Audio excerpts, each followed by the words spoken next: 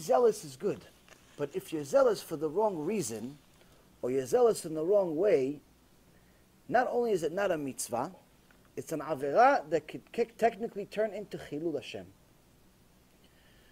Now, everyone thinks that their rabbi is great. If he wasn't great, he wouldn't be a rabbi.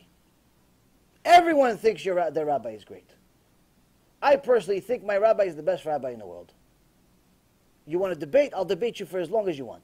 He's the best rabbi in the world. And I'm sure you think your rabbi is the best in the world. Everyone thinks their rabbi is the best in the world. It's very easy to think that your rabbi is Mashiach. Very easy. I understand it. I'm telling you. If Hashem asks me who should be Mashiach, I say, oh, my rabbi should be Mashiach. No questions asked. Oh, don't ask me, oh no, maybe I should. No, I already know the answer. He should be Mashiach. Hashem's not going to ask me. That's why he doesn't ask me. So now, it's very easy to love, if you're connected to your rabbi, it's very easy to love him. It's very easy to honor him. It's very easy if you have a connection with your rabbi. If you don't have a connection with your rabbi, you have to get yourself a rabbi. Say l'charav. Now, in the Chassidut, the Gaon Mivilna had a problem with Chassidut. And he wasn't the only one. There were many other major Chachamim that had a major problem with Chassidut to such an extent that some of them said, like the Vilna Gaon said, that they are the closest form, they're the closest religion to Judaism. And he was talking about Breslev and Chabad and other Chassidut that were around at the time. Meaning he considered it so far away from basic level Judaism that he didn't consider them Jewish. Maybe he didn't see what would happen from them, maybe this, maybe that, I don't know. Maybe he did see, I don't really know. Of course, a lot of good came out of Chassidut. We have the Baal Shem Tov, we have Rabbi Nachman from Breslev, we have the Lubavitcher Rebbe, and many, many other Kedoshim that came out of Chassidut that are still there now, have been, and so on and so forth. The problem is not Chassidut. The problem is when Chassidut turns into idolatry. The problem is when people turn their rabbi into an idol. That's the problem. Because that not only is the obvious sin of idol worshipping, you're not allowed to worship your rabbi, it doesn't matter even if he's Moshe Rabbeinu. That's why Hashem did not tell us where he buried Moshe Rabbeinu, because he knew that people would worship his grave. They would go to his grave and start praying to him instead of to Hashem. He says, this Moshe Rabbeinu, Kodesh Kodashim, sacrificed his entire life for me. I'm not going to let people ruin it. So even that he didn't let the world see where he buried Moshe Rabbeinu.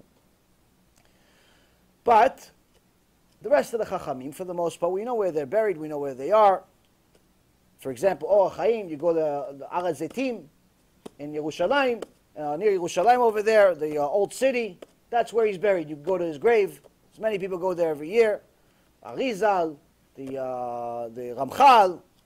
There's even a cave of where is the last site that Eliyahu Navi was seen. Not that he was buried because he never died. There's even a cave that we went to one time in Israel of where Eliyahu Navi was at one point. And people pray there all day, all the time.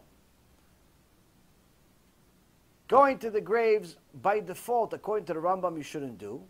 But there is another dot, there's another opinion that there is something good that can come out of it, if you know how to do it the right way, meaning you're praying to Hashem at the grave, not praying to the tzaddik. You're not praying to the tzaddik. You're not praying to the person that died. You're praying to Hashem. The problem is that people sometimes fall in love with their rabbi so much that they turn him into an idol. And this, unfortunately, I don't think has been as bad in history more than it is now, at least not to my knowledge, the limited that it is. Two incidents that have happened just in the last few days, to me personally, that I saw, are as follows. One, I saw this today. This was an announcement. It needs to be said, because people need to understand that there's a problem. Biggest part of the problem is we don't talk about it. You just, behave like it doesn't exist. The guy has cancer, but you pretend it's a headache. Apparently, they announced in Chabad at 770 in New York, they put a public announcement on Sunday, April 29th, the 15th of Iyar, And they said, מחר בערב לא יקבל האדמו"ר מלך המשיח שליטה את הקהל ליחידות כפי שתוכנן עקוב חולון. I'll just say it in English. Tomorrow, they're saying this is on Sunday. Think tomorrow, the Melech Mashiach, the Rebbe, the Lubavitcher Rebbe, is not going to be able to accept the congregation that comes to visit him every day because he doesn't feel well. He doesn't feel well, so he's not going to accept any people that are visiting, any of the visitors. But he will be at the events the following day for the bar mitzvot and the weddings and all the other events. He'll be there. By then he should feel better. Now, for anyone who's been sleeping under a rock for the last 30 years, the Rebbe died almost 30 years ago, 20-something years ago. He's not alive. He died. Everyone knows this. But apparently, they fell in love with the Rebbe to such an extent that they forget about the fact that they said that he's a Mashiach was already a problem to begin with. To say that the Rebbe is Mashiach, he's Mashiach, okay, whatever, you want to say whatever you want. There's levels of crazy. But to say he's still alive and he's not going to accept people because he doesn't feel well, this is a new level of crazy, Rabotai. This is something wrong in the water. This is new levels, because I saw a video one time of how they give the Rebbe an aliyah, meaning they give the Torah, they take the Torah out on Mondays and Thursdays and Shabbat, but I don't think anybody's recording on Shabbat, and they bring the Torah, and everybody, there's 3 people that get an aliyah, except on Rosh Chodesh you get 4, and holidays you get 5, and so on. Point is, they give an aliyah to the Rebbe.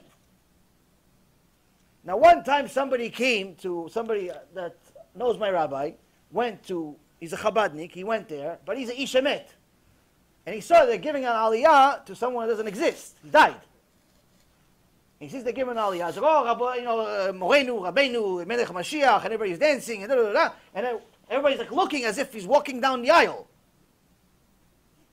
Now he's watching this whole fiasco, and there's something wrong here, but okay, he doesn't say anything. But then he sees they're giving him an aliyah.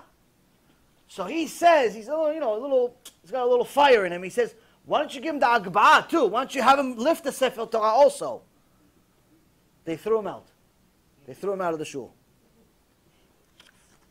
I guess maybe it's a little heavy, I don't know. The point is, Rabotai, there's a new level of crazy in the world. I understand people love him. I understand he was a tzaddik. But why are you perverting his Torah? Why are you perverting Hashem Yitbarach's Torah? This is Chilul Hashem. This is the definition of Chilul Hashem. The Goyim are looking at us and they're saying, how is this different than J.C. Penney? We said he died and he came back. You're saying he died, didn't come back, came back. Sometimes he's back, sometimes he doesn't feel well. Like, how is this different from Christianity? The Chilonim, the secular Jews, are looking at this and like, you want me to be religious like these people? Even I know without the Torah that he's not there. This is Chilul Hashem. Now, Baruch Hashem, this was publicized by who? By a Chabadnik. That is a Ish Emet, that's a real Chabadnik, and it's not crazy. And he says, even the Meshichistim have gone to a new level. The people that are, turn them into a Mashiach, even they are going to a new level of crazy. The fact that they've turned him into a Mashiach already is something that's a problem, but whatever, it's not kfira gemura. It's not complete heresy, it's just crazy. But now to say that he can't see people because he's sick, and he's going to come back tomorrow to the bar mitzvah, you've turned into an imaginary friend, you've involved everybody else, like a little kid, 5-year-old kid that has an imaginary friend, and he's forcing you to play with him too.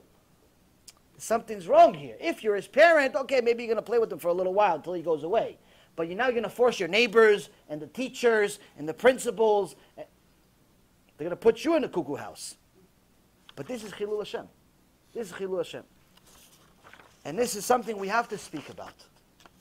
Why? Because we have to understand that just because somebody says he's Chabad, doesn't mean he's Chabad. If he is one of these people, I don't care if he has the Rebbe's face tattooed to his forehead, it does not make them Chabad. Chabad is a Hasidut that worries about Kvod Hashem, that worries about the honor of Hashem. The honor of Hashem means the honor of the Torah, following the Torah, not following some person, even if the person is a tzaddik. You don't desecrate Hashem's name to honor a person. You don't violate Hashem's Torah to honor the rabbi. Just one thing cannot be. It cannot be, even if Moshe Rabbeinu comes and says, listen guys, I'm going to give you a new Torah. We cannot accept it. There's no new Torah. So, real Hasidut means you're doing above the definition of it. According to the Torah, definition of Hasidut means that you're doing above and beyond halacha, above and beyond the law. If, let's say, for example, Shabbat is 25 hours, you keep 26. That's Hasidut. If technically you're allowed to wear as a man, you're allowed to technically, according to halacha, wear a t-shirt.